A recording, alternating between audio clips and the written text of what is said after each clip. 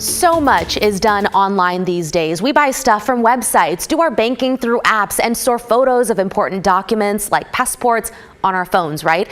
And the last thing you want is anyone to access that stuff. Not to mention big companies we do business with are getting hacked too. Last week, the Oregon DMV and ODOT announced both got hit in a global cyber attack. And it's possible millions of Oregonians may have had personal information stolen. Then this week, Umpqua bank officials said the financial institution was targeted in the very same attack. So with all this talk of cyber attacks, we decided to get some tips from an expert. Experian is one of 3 credit agencies that can help you monitor your credit. And with thieves resorting to cyber attacks, it's no surprise. Mike Bremer, head of Experian's global data breach resolution business, says thousands of people get scammed every year. At Experian, we solve between 25 and 30,000 cases of identity theft every year with our agents. So what can you do to protect yourself? Well, the most important thing to protect yourself against identity theft is actually monitoring your financial transactions. And a lot of financial institutions allow you to have alerts set up for balance notices, charges. He says check your credit report. You're allowed a free one every year from each of the credit bureaus, Experian, Equifax, and TransUnion.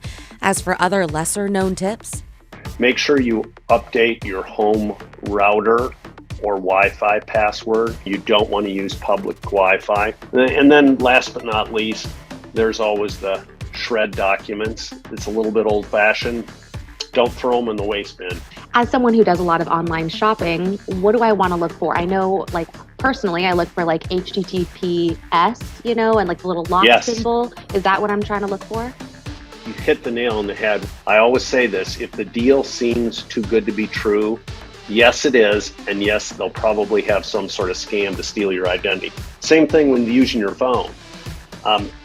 Nowadays, especially with our artificial intelligence, they could take a 30-second voice print of you and copy your voice and use it, let's say, to call into your bank. How often does that actually happen?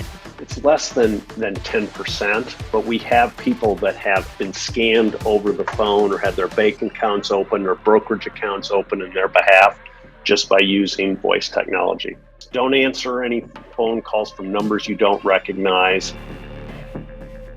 And here's the thing, once your identity is stolen, it can be costly and time-consuming to fix. Some people are stuck fighting fraud for years.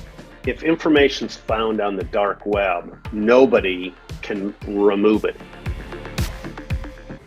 And speaking of the dark web, here's another good tip. The Identity Theft Resource Center is a nonprofit. We're on their website right now. Super helpful in a bunch of ways, but a big way it can help is a search engine on the website that shows whether your email or phone number has appeared on the dark web as a result of a breach. I put my email in and found, boom, that my email has been found in 6 data breaches. So my information has appeared on the dark web 6 times now.